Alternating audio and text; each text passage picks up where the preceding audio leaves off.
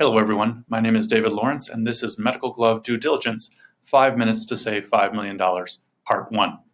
This will be a 2 or 3-part video series that focuses on medical glove transactions inbound to the US and how we can use the US FDA database effectively to conduct due diligence on our own. Okay, the agenda today is to have an introduction and some goals.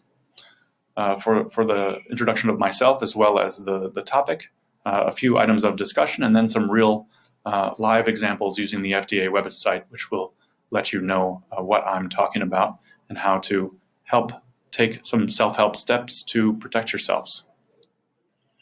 First about me, my name is David Lawrence. I'm an Illinois qualified attorney who has been based in Thailand since 2010. My most relevant experience was as the senior legal counsel for Sri Trang Agro-Industry Public Company Limited, which is the parent company of Sri Trang Gloves Thailand, now Public Company Limited. It was not public when I worked there. But my responsibility was for all of the medical glove transaction, legal, and regulatory affairs outside of Thailand in about 72 jurisdictions. Relevant here was with the United States FDA. I dealt with them and updating, restructuring, monitoring the FDA database registrations for Sri Trang. So let's get moving. So goal 1 is to introduce the FDA and their role in medical glove transactions. Goal number 2 is to identify some red flags you can see when going through FDA database registrations of purported suppliers. Goal number 3 is for you to develop some questions that you can ask any potential suppliers. Okay, discussion slide 1. Flawed assumptions. This is the biggest problem that I see in these transactions today. If you're used to doing business in the US or Europe or many other countries, you can basically assume a level of honesty, good faith among your counterparties. That is not the case here. You cannot assume that.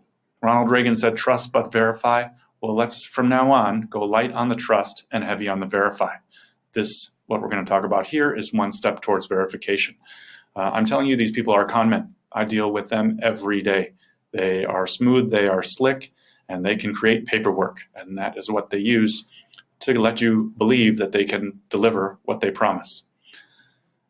What you need to know is that anyone with $2,000 or $3,000 can register in the FDA FLAWED database and make it look like they have a factory. All they have to be willing to do is tick a box that says they're not going to lie and then lie. That's literally all they have to do and pay the fee. We'll get more into that when we look at the examples.